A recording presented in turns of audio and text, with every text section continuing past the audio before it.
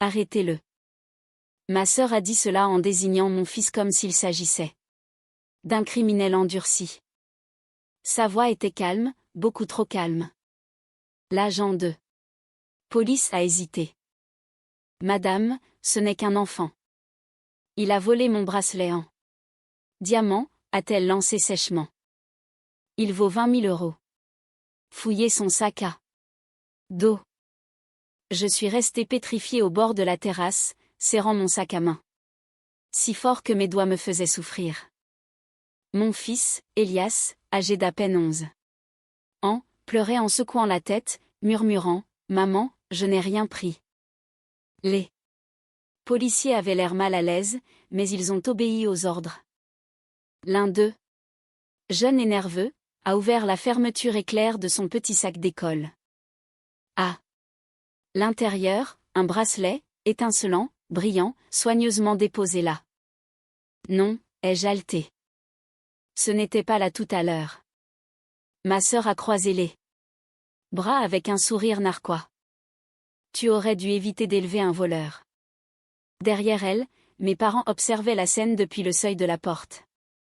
Pas un mot. Pas une seule parole pour le défendre. Les policiers ont passé les menottes au minuscule poignet d'Elias.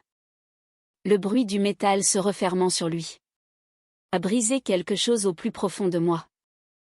Il s'est tourné vers moi, les larmes coulant sur son visage. Maman, je te jure que non. Je sais, ai-je murmuré. Je sais, mon cœur. Alors que la voiture de police s'éloignait, j'ai regardé ma sœur. Pourquoi? Elle a souri en rajustant ses cheveux. Parce que tu as toujours pensé que tu étais meilleur que moi. C'est à cet instant que quelque chose en moi est mort, et qu'une autre facette est née. Froide, concentrée, impitoyable. Je m'appelle Elena Hart, j'ai 31 ans, et ce jour-là, j'ai cessé d'être la gentille sœur. Dès que la voiture a disparu au bout de la rue, mes parents se sont retournés pour rentrer, comme si de rien n'était. Maman, ai-je crié. Vous venez de regarder votre petit-fils se faire menotter. Ma mère a soupiré, agacée. Elena, ta sœur ne mentirait pas sur une chose pareille. Peut-être que le gamin a simplement fait une bêtise. Une bêtise. C'est ainsi qu'ils appelaient le fait que mon fils soit traîné. Terrifié, dans une voiture de police. Mon père a marmonné, on va régler ça. Discrètement. Pas besoin de faire un drame. J'ai ri, un son sec et brisé. Un drame? Vous venez de laisser votre petit-fils se faire arrêter sur un mensonge. Ma sœur se tenait là, les bras croisés, les lèvres courbées dans ce petit sourire suffisant qu'elle arborait toujours quand elle pensait avoir gagné. Regarde la réalité en face, Elena, a-t-elle dit doucement.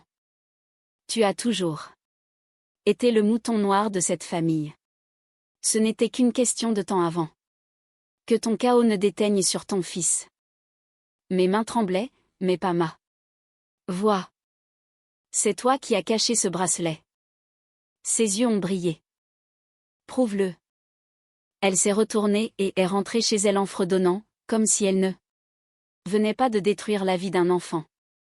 Maman a suivi en chuchotant, ne rends pas les choses pires. Cette nuit-là, je suis restée assise seule dans ma voiture devant le commissariat. Elias était à l'intérieur, effrayé, en pleurs. Je ne pouvais pas l'atteindre. Pas encore. Mais je me rappelais chaque sourire. Chaque mot, chaque regard satisfait sur le visage de ma sœur. Elle pensait m'avoir brisé, mais ce qu'elle a fait en réalité, c'est me réveiller. Au matin, je ne pleurais plus. Je préparais ma riposte. Elias a été rendu à ma garde après que les policiers ont vérifié son âge, mais la tâche était déjà là. Les murmures, les gros titres dans la presse locale, les regards en coin à l'école. Le fils du voleur présumé. Je l'ai regardé dormir sur le canapé, ses Petit poignet encore marqué de rouge par les menottes. Mon estomac s'est noué. Il ne s'agissait plus d'un bracelet. Il s'agissait de pouvoir, la monnaie préférée de ma sœur. J'ai passé la journée suivante à rassembler discrètement des captures d'écran, des textos, des relevés bancaires, tout ce dont elle s'était vantée lors de dîners de famille alors qu'elle avait trop bu. Son association caritative fictive, ses employés fantômes, ses voyages d'affaires, qui n'étaient en réalité que des escapades en week-end avec son patron. Le soir, j'avais un dossier si épais qu'il semblait vivant entre mes mains. Puis, j'ai composé un numéro que je n'avais pas appelé depuis 5 ans, celui du lieutenant Rowan, le même officier qui avait autrefois enquêté sur l'entreprise de ma sœur pour abus de biens sociaux. Il a répondu d'un ton las. Helena Hart? Ça fait un bail.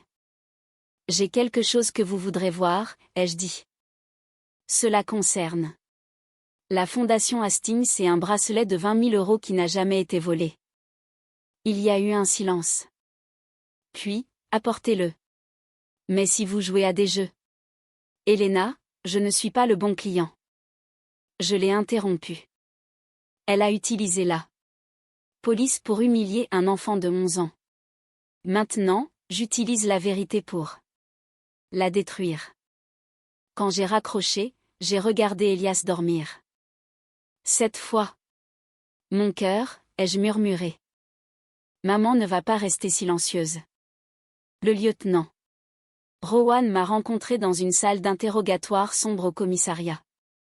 Il avait l'air plus vieux, plus fatigué, mais quand j'ai posé le dossier épais devant lui, sa posture s'est redressée instantanément.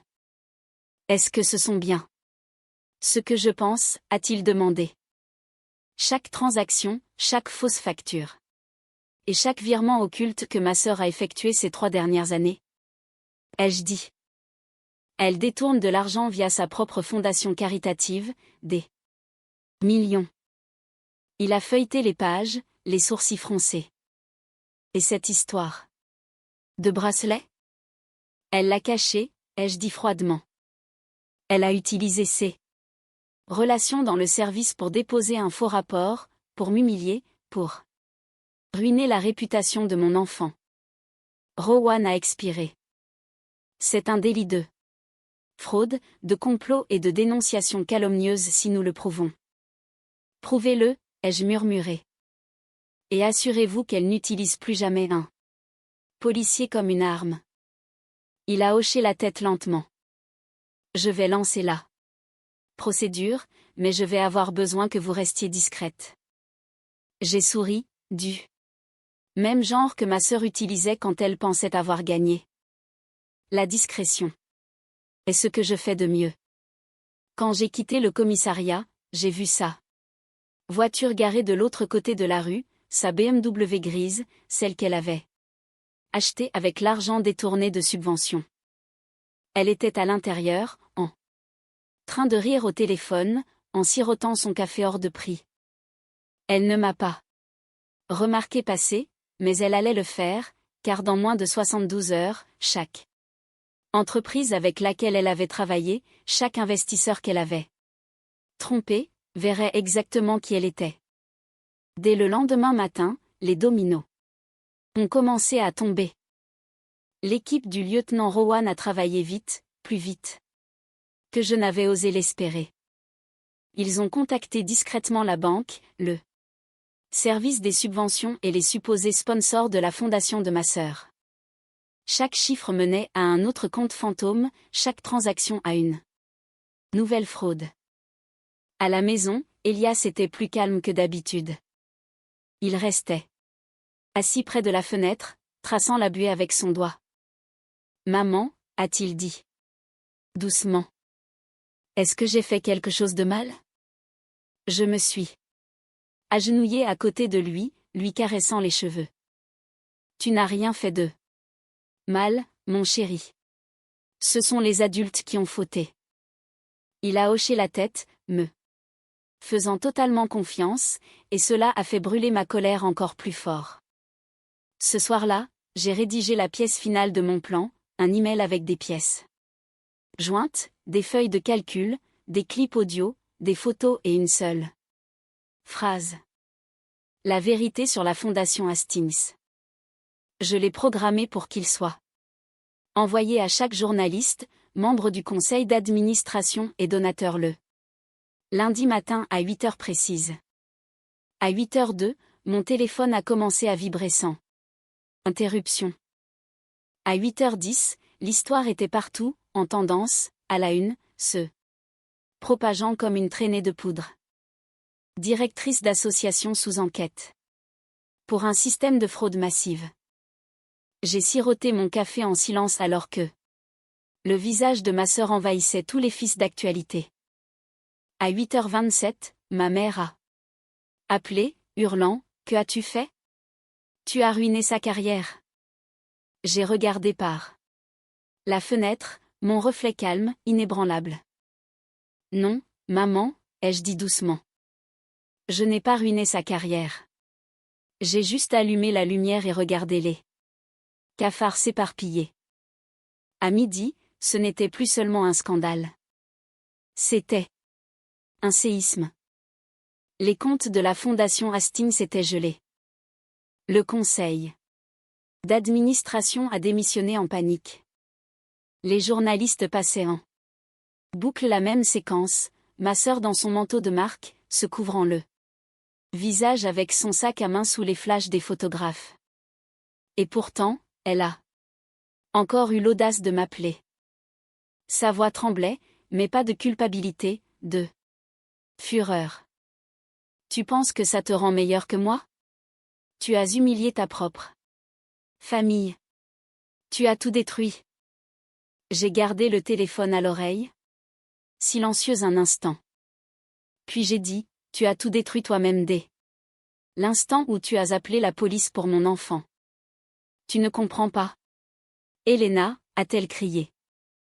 C'était censé l'effrayer, pas quoi, ai-je coupé. Pas lui passer les menottes ? Pas le traumatiser ? Pas lui faire croire qu'il ne vaut rien parce que sa mère n'est pas assez riche ? Son silence a été ma réponse. Écoute attentivement, ai-je dit, ma voix basse, calmée, délibérée.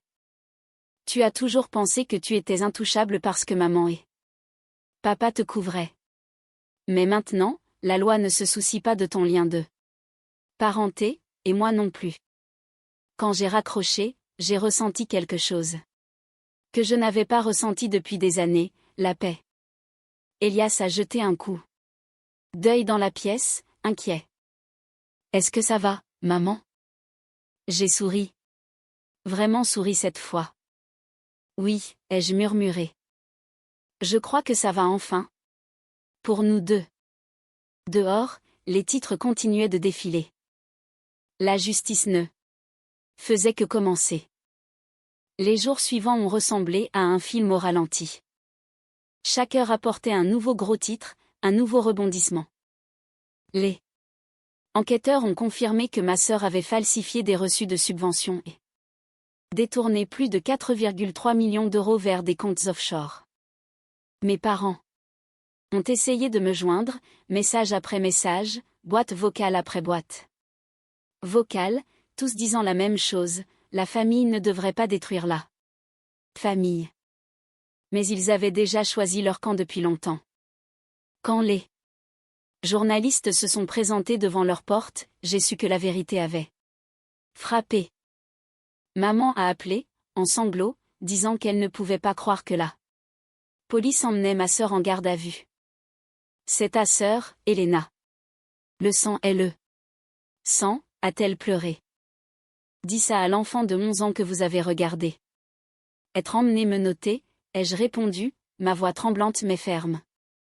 Tu appelles ça de la discipline. Moi, j'appelle ça de la trahison. Il n'y a eu que le silence après cela. Plus tard dans la soirée, alors que le soleil déclinait, je suis restée à la fenêtre à regarder Elias construire une tour de Lego sur le tapis. Il fredonnait pour lui-même, calme, en sécurité, quelque chose que je n'avais pas vu depuis des mois. Mon téléphone a vibré. Un message. Du lieutenant Rowan, elle est passée aux aveux. Toi et ton fils n'auraient pas à témoigner. Je l'ai lu 2 fois, puis j'ai verrouillé l'écran et j'ai exhalé. Profondément. Pour la première fois depuis des années, la maison ne semblait plus hantée. Elle semblait être la nôtre à nouveau. Paisible, stable et entière. Elias a levé les yeux et a souri. Maman, on peut faire des biscuits ce soir? J'ai souri en retour. Oui, mon cœur. On peut. Le procès est arrivé et est reparti plus vite que quiconque ne l'aurait cru. Ma sœur a accepté une peine négociée, 5 ans, réduit pour sa coopération. Son mari a perdu sa licence d'enseignant pour avoir falsifié des dossiers financiers, et mes parents ont vu leur nom traîner dans les journaux locaux comme complices et facilitateurs.